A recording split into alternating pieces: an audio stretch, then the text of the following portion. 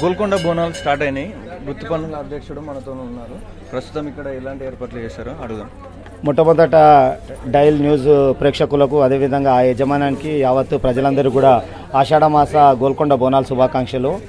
ఈరోజు చూశారు కదా, ఇప్పుడు ఉదయం ఏదైతే మా వృత్తి పని వారి యొక్క సంపన్న వర్గాలలో 26 మంది కుల వృత్తులు వారి ఆధ్వర్యంలో ఈరోజు ఉదయము బోనము తీసుకురావడం జరిగింది కిందికెళ్ళి.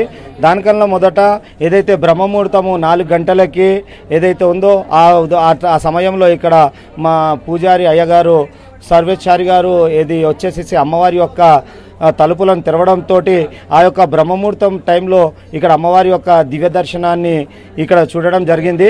తర్వాత ఇక్కడ మేము బయలువారం వచ్చేసేసి అమ్మవారికి ఎల్లమ్మ పటం వేయడము ఆనవాయితీగా వస్తుంది. ఇక్కడ మేము అమ్మవారి యొక్క ఎల్లమ్మ పటం వేయడం జరుగుతుంది.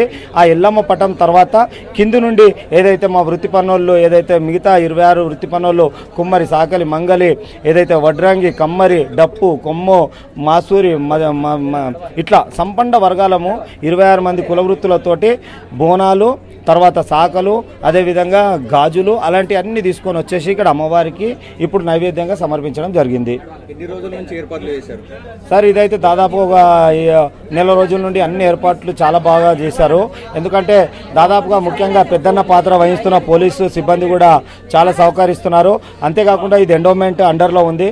మా యువ గారు వసంత మేడం గారు కూడా చాలా దృష్టి తీసుకొని, ఎందుకంటే ఆమె హార్నిషలు పోరాడుతూ ఈ యొక్క ఏర్పాట్లను మంచి సమీక్షిస్తున్నారు కూడా.